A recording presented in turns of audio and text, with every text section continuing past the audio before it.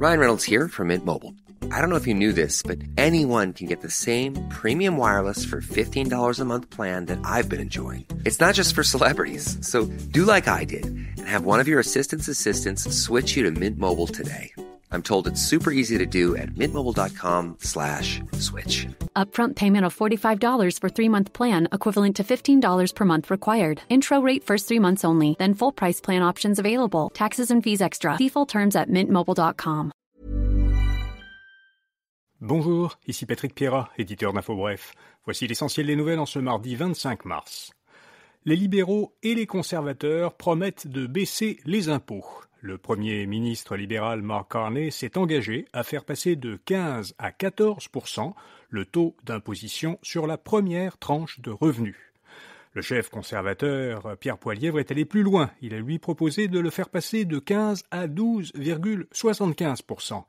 Poilievre soutient par ailleurs que s'il est élu, tous les Canadiens qui paient des impôts vont économiser de l'argent. Le chef du Bloc québécois, Yves-François Blanchet, a demandé à voir le cadre financier des libéraux et celui des conservateurs pour avoir une petite idée de l'impact de ces chiffres et de ces propositions. Et le chef du NPD, Jacques Mitzing, estime que les programmes des deux principaux partis aideront davantage les millionnaires que les familles. Les chefs fédéraux s'affronteront à la télévision les 16 et 17 avril. Les deux débats des chefs auront lieu à la Maison de Radio-Canada à Montréal. Le premier sera en français, le mercredi 16 avril à 20h. Le second sera en anglais, le jeudi 17 avril à 19h. Un troisième débat qui aurait pu avoir lieu a été annulé. Le réseau TVA a annulé son face-à-face parce que Mark Carney a refusé d'y participer. TVA avait demandé aux partis fédéraux de débourser 75 000 $ chacun pour couvrir les frais de production de l'émission. Pierre Poilievre, Yves-François Blanchet et Jacques Mitzing, eux, avaient accepté. C'est aujourd'hui que sera présenté le budget du Québec et le gouvernement Legault va annoncer un nouveau déficit record. Le ministre des Finances Éric Girard a prévenu que le budget qu'il déposera cet après-midi est un budget complexe, élaboré dans un environnement économique qu'il qualifie d'extrêmement difficile. Le déficit prévu pour l'année 2025-2026 sera encore plus important que le montant record de 11 milliards de dollars qui était anticipé comme déficit pour l'année financière en cours, qui se termine à la fin du mois de mars. Mais ce déficit ne sera peut-être pas de 11 milliards. Éric Girard a précisé que le déficit réel de l'année financière en cours n'atteindra pas 11 milliards, car cette année se termine mieux que prévu. Le Pentagone a transmis par erreur des informations confidentielles à un journaliste. Le rédacteur en chef du magazine américain The Atlantic a reçu 2 heures avant que l'armée américaine ne passe à l'action un plan détaillé des attaques qu'elle a menées contre les rebelles Houthis au Yémen il y a peu de temps. La Maison-Blanche a confirmé que la chaîne de messages auquel a eu accès le journaliste était bien authentique. Le gouvernement américain cherchait hier à savoir comment son numéro avait été ajouté par erreur dans la chaîne. Les démocrates réclament une enquête et des répercussions contre les hauts responsables impliqués dans cette importante faille de sécurité. 2 multinationales vont tester au Québec des technologies quantiques de sécurité.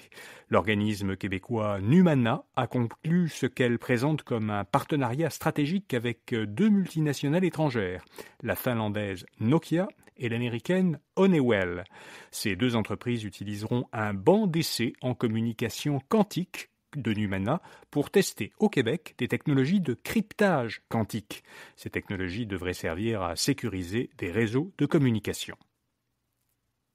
Le fabricant chinois de véhicules électriques BYD a connu une meilleure année que Tesla. Même si les 2 entreprises ont chacune vendu à peu près le même nombre de véhicules électriques dans l'année, BYD a enregistré pour la première fois depuis 2017 un chiffre d'affaires annuel supérieur à celui de Tesla.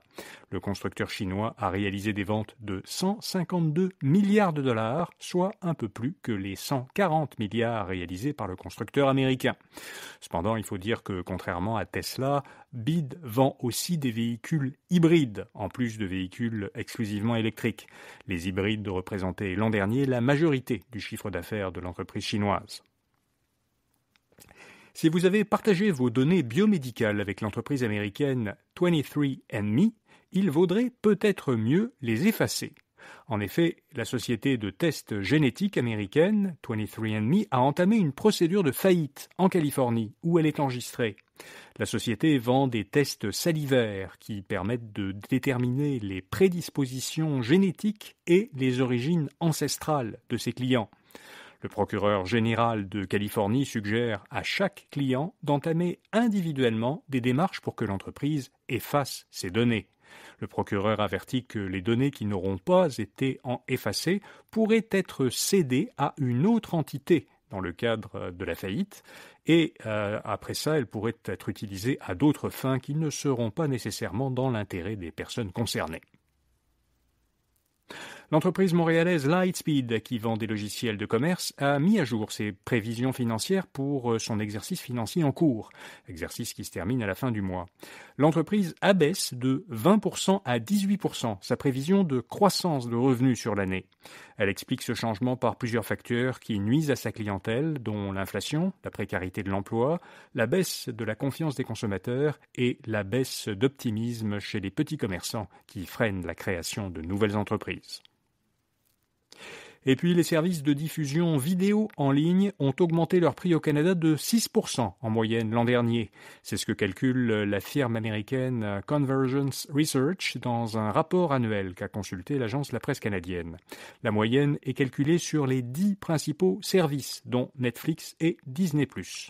Dans ce rapport, on apprend aussi que chaque ménage canadien paie désormais en moyenne, un abonnement à 2,6 services de diffusion vidéo en ligne. Voilà, vous savez l'essentiel. Bonne journée et à demain matin. This episode is brought to you by Progressive Insurance. Do you ever think about switching insurance companies to see if you could save some cash?